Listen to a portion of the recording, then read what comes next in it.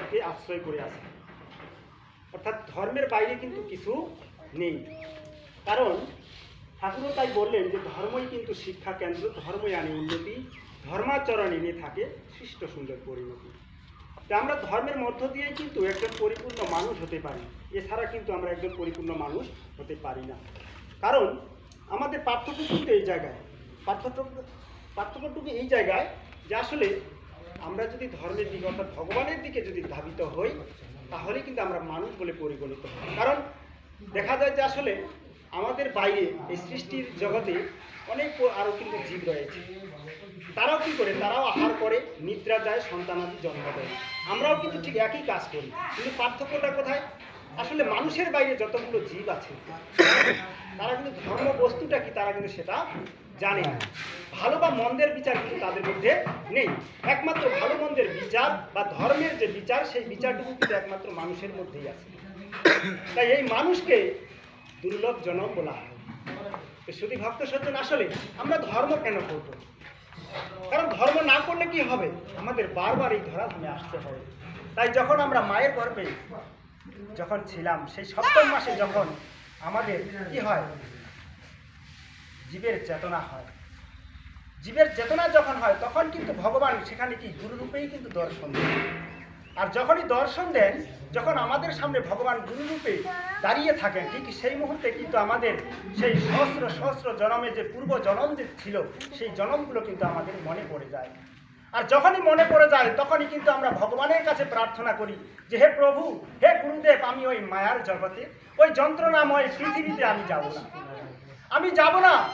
কিন্তু যখনই এ কথা বলা হয় তখন ভগবান গুরুরূপে সেখানে বলে দিয়েছেন যে হে দেখো, হে আমার ভক্ত, হে আমার সন্তান, তুমি যদি পৃথিবীতে না যাও তাহলে তুমি মাতৃহত্যা পাবে লিপ্ত হবে।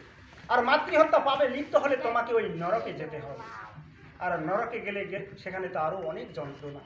তাই সেদিন প্রভুকে বলেছিলাম যে হে প্রভু, আমি পৃথিবীতে যাব, তবে আমি সেখানে গিয়ে যেন আমি তোমার গুণগান করতে পারি, তোমার পূজা অর্চনা করতে পারি, আমি যেন তোমার সাথে থাকতে পারি। কিন্তু যখন পৃথিবীতে এলাম, এসে কি হলো? মায়ের স্তন্য দুগ্ধ যখন পান করলাম তখন কিন্তু সব ভুলে গেলাম যে না চাইতেই পাচ্ছি, এখানে তো কোনো কিছুর অভাব নেই। দিন দিন যত বড় হচ্ছি ততই কি মা বলছে এ তোর বাবা হয়, এ তোর জেঠা হয়, এ তোর ভাই হয়। এভাবে এমন একটা মায়ায় আমরা আকৃষ্ট হয়ে যাই, ভগবানকে কিন্তু ভুলে যাই। হরি হরি বল। তাই ভগবানকে ভুলে যেতে চলবে না। কারণ ভুলে গেলেই কিন্তু কি হবে? আমাদের আরো অধোগতি হবে। আমরা ভগবানের সাথে যুক্ত না হয়ে আমরা কি হব? সেই 84 লক্ষ যে নরকুণ্ড আছে সেগুলোতে আবার আমাদের ভ্রমণ করতে হবে। তো শুধু ভক্ত সজ্জন, তাই এই ভ্রমণ যেন বারবার করতে না হয়, আমরা যেন ভগবানের সাথে যুক্ত হতে পারি, আমরা যেন মোক্ষ লাভ করতে পারি, তাই ভগবানের কর্মটুকু আমাদের করতে হবে। শুধু ভক্ত সজ্জন, আসলে আমরা ধর্ম করবো কিভাবে, এটা নিয়ে কিন্তু সংশয়। আসলে ধর্ম করতে গেলে কি করতে হয়? আসলে শাস্ত্র বলছে যে আসলে ধর্ম করতে গেলে গুরুকরণ করতে হয়। কারণ বলছে যে অগ্রে করো গুরু পূজা, শেষে পুজো মোরে, পূজার বিধি হয় বলে শাস্ত্রকারী। গুরুকে রাখিয়া পূজে অন্ন দেবে, নিষ্ফল যাইবে পূজা, সদ্গতি না হবে। তাহলে দেখেন, গুরুর কথা কিন্তু বারবার বলা আছে। গু মানে অন্ধকার, রু মানে আলো। যিনি আমাকে অন্ধকার থেকে আলোর দিকে ধাবিত করবেন তিনি হলেন গুরু। কিন্তু আমরা কি করছি? গুরুকে কিন্তু বাদ দিচ্ছি। আমরা এটাও ভুলে যাচ্ছি যে আসলে ব্রাহ্মণরা যখন পূজা পানি করে, তারা যখন পূজা অর্চনা করে, তারা কি করে? সমস্ত দেবতার আগে কি করে? গণেশের পূজা করে। কিন্তু সেই গণেশের পূজা করতে গেলেও কি করা হয়? তার আগে গুরু পূজা করতে হয়। তার মানে কি বলছে? শাস্ত্র বলছে যে আছে ব্রহ্মা বিষ্ণু মহেশ্বর আদি দেবগণ, সবার প্রধান গুরু বেদের বচন। আসলে গুরু তত্ত্বের উপরে কোনো তত্ত্ব নেই। এখন এই গুরু করব কিভাবে এ নিয়ে কিন্তু আমাদের সংশয়। আসলে আমাদের সদ্গুরু করতে হবে। এখন সদ্গুরু কথাটার অর্থটা কি আমাদের কিন্তু বুঝতে হবে। সৎ, দন্তিয়া স, খণ্ডক্তিয়া। এই সৎ মানে কি? ভালো। আর এখানে বলা হলো যে দন্তিয়া স দয় হসন্ত, অর্থাৎ এই সৎ শব্দের অর্থ কি?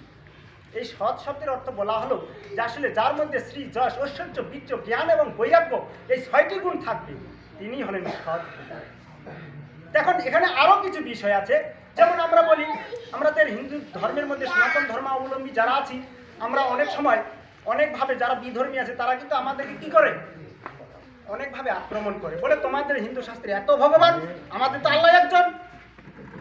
আমরা অনেক না জেনে কি হয়, একটা ইমোশনাল হয়ে যাই।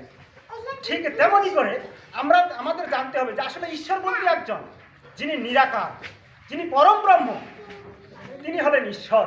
আর এই ঈশ্বরই যখন মানুষের মঙ্গলের জন্য, জীবের মঙ্গলের জন্য, এই জগতের কল্যাণের জন্য যখন কোনো আকার নিয়ে, কোনো রূপ নিয়ে, বা কোনো মানব রূপে বা কোনো মহামানব রূপে